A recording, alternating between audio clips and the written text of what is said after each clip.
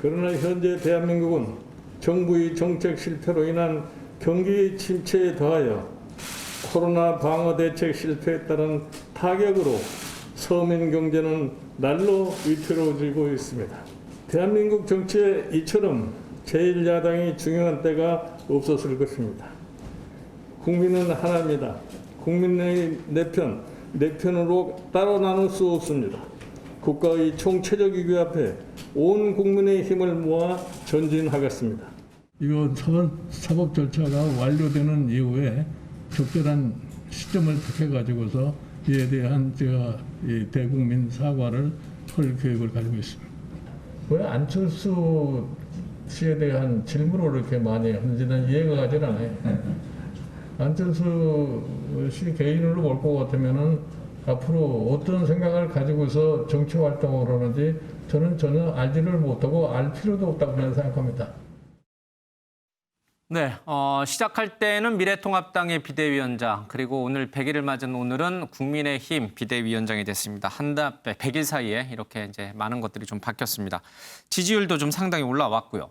그런데 오늘 기자회견, 백인 온라인 기자회견에서 불쾌감을 표시하는 일이 있었습니다. 방금 들었습니다마는 김태일 기자, 안철수 국민의당 대표도 아니고 이거 정광훈 씨처럼 이게 씨를 붙였어요. 안철수 씨. 예. 그 김종인 비대위원장이 항상 안철수 대표를 지칭할 때 안철수 대표라고 하지는 않는 것 같더라고요. 뭐 평소에도 들었는데. 예. 그런데 오늘 이제 온라인으로 이제 기자간담회를 했습니다. 지금 보신 것처럼 사전에 추첨된 기자들 몇몇이 이제 질문을 했어요. 예. 근데 이 질문에서 이제 좀 있으면 보궐선거도 있고요. 앞으로 뭐 대선도 있기 때문에 예. 안철수 국민의당 대표와 연대 관련해서 질문이 4번이나 나왔던 거죠. 예. 그랬더니 좀 불쾌감을 좀 표시를 했습니다. 그러니까 국민의힘 기자회견인데 왜 안철수 씨에 대한 질문을 이렇게 많이 하냐, 뭐 이런 그 대답이죠. 그러면서 이제 마지막으로 4번째로 안철수 대표에 대해서 질문이 나오니까 더 이상 답변하지 않겠다, 뭐 이러면서 더 이상 안철수 대표에 대해서 질문하지 말아라, 그러면서 불쾌감을 많이 표시를 했습니다. 자, 홍정욱 씨도 그렇고 외부에서 서울시장 후보를 데려오거나 당 인물, 대선 후보를 데려오는 것에 대해서는 김종인 위원장이 상당히 좀 거부감을 갖고 있는 것 같습니다.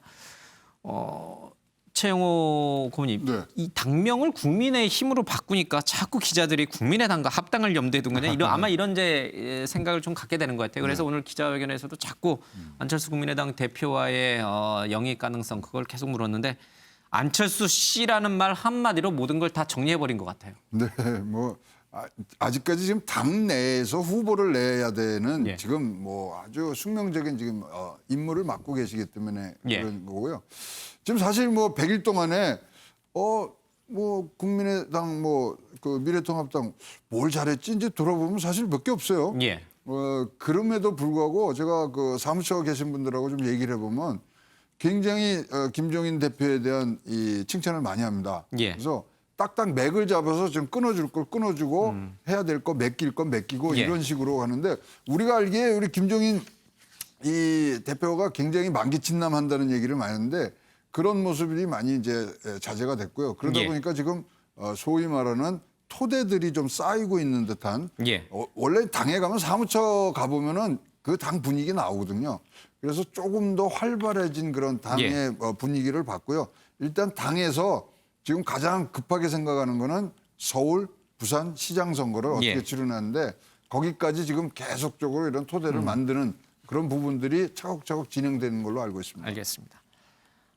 들어오고 싶으면 당대당 통합이 아니라 흡수 통합 당시로, 그러니까 다 버리고 들어와라. 그렇게 강한 입장을 좀 갖고 가는 것 같습니다. 지지율이 아마 오르니까 자신감이 생긴 모양입니다.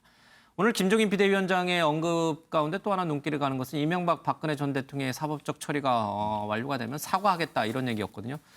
이게 박근혜 이명박 정부와의 정통성을 계속 승계하겠다는 것인지, 아니면은 이제는 그 부분을 털어내고 새로운 보수 정당으로 완전히 탈바꿈해서 가겠다는 뜻인지, 어떤 맥락으로 해석을 해야 합니까? 현실적으로 보수 정당의 그동안에 흐르는 맥을 감안해 보면 예.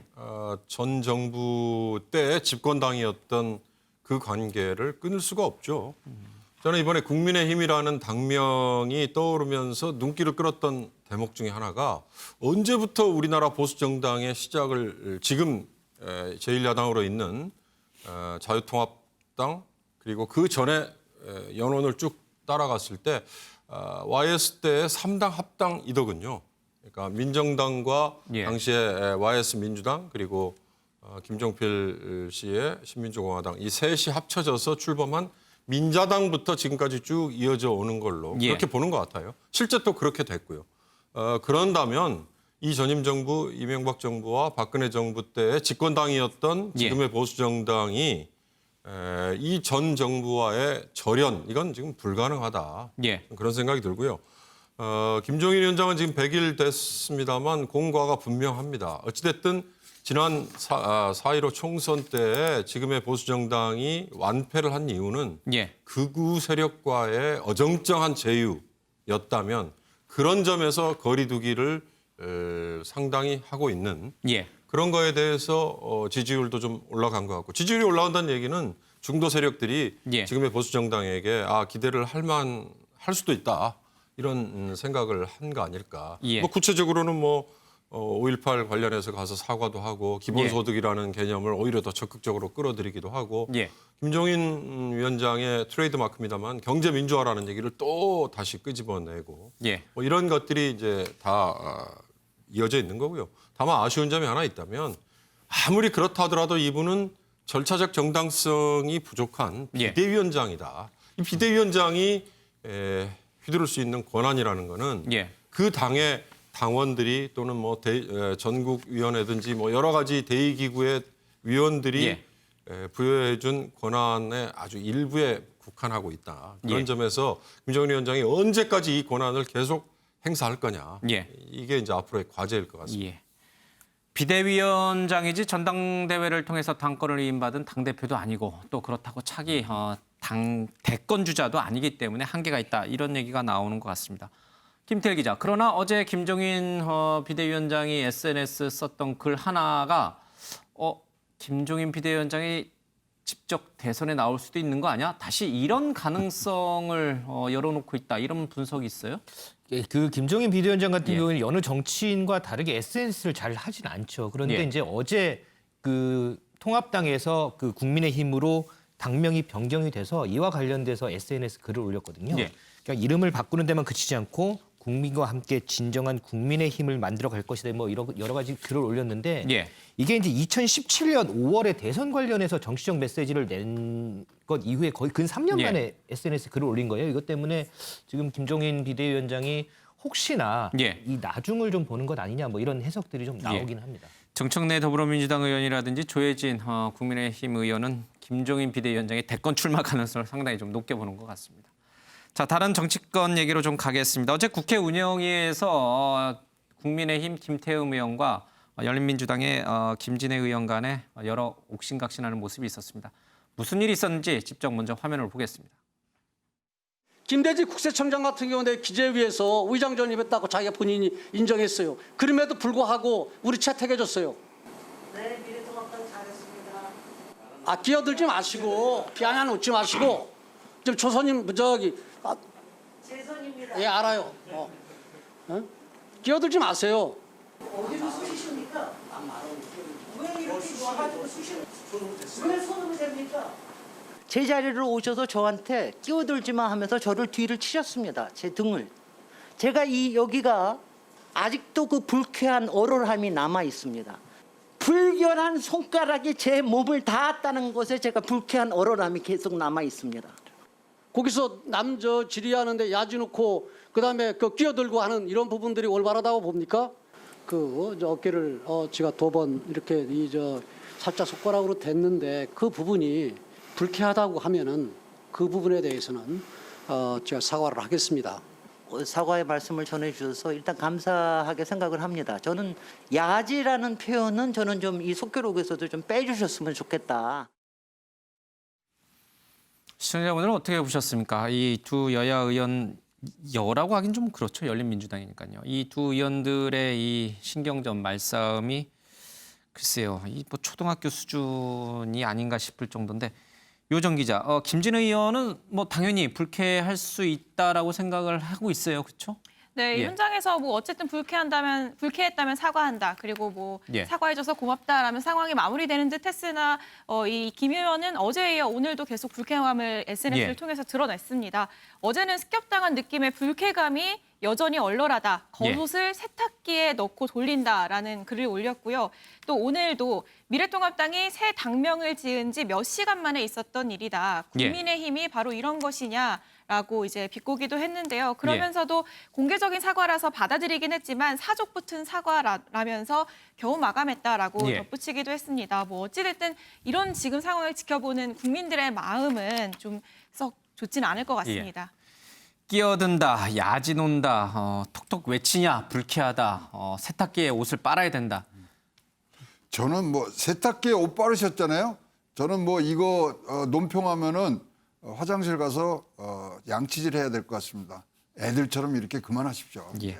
이런 거 보면은 최근에 논란이 됐던 시무 7조 조은산과 림태주 시인의 이 한자어를 섞은 공방이 훨씬 더 세련된 것 같아요. 전형적으로 이거 본질은 어딘가 사라져버리고 예. 너 왜 나한테 반말했느냐.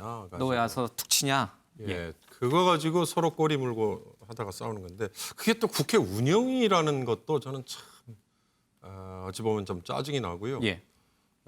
김태흠 의원이 지난번에는 김경협 의원하고 또 선배냐, 나이가 몇이냐 나이 이거 가지고 싸웠죠. 뭐 예. 어린 것 운운하고 했던 하여튼 본질과 무관하게 저런 절차, 언행, 예. 표현 이런 거 가지고 자꾸 상대하고 싸움하고 하는 거 이거 정말 너무 한가해 보이고요. 예. 좀 본질로 좀 다시 돌아가서 제발 국회의원 직무에 충실하셨으면 좋겠습니다. 이런 모습을 우리가 너무 자주 보고 있어서 이제 무감각해지기까지 하는데 정작 이 당사자분들, 국회의원분들은 저런 행위를 하는 것이 자신의 지지층으로부터 지지를 받는 힘을 모으는, 표를 모으는 그런 방식이라고 생각하나요? 근데 이게요, 사실 이러면서 예. 자기를 이제 나타내기도 하고 또 분리를 하고 뭔가 뭐 이 투쟁을 한 것 같고 그런데 예. 진짜로 이제는 우리 국민들의 수준이 굉장히 높아졌어요. 예. 저런 거 갖고서 싸운다는 자체가 그리고 뭐 조금 전에도 나왔습니다만 뭐 차명진이요, 민경이 다뭐 자기 밥 안 줬냐는 거 아니에요. 예. 과자 안 줬냐는 거고. 그런 분들이 우리 지금 대표를 하고서 우리의 민의를 읽어서 이 의정 단상에서 우리를 얘기를 하고 있는지 예. 좀 빨리 끝내주십시오. 저 가서 양치질 좀 하게. 알겠습니다. 점잖게 상대방의 논리를 격파하는 그러나 예를 갖추는 조은상과 림태주 시인의 싸움, 그 논쟁이 좀 생각이 납니다.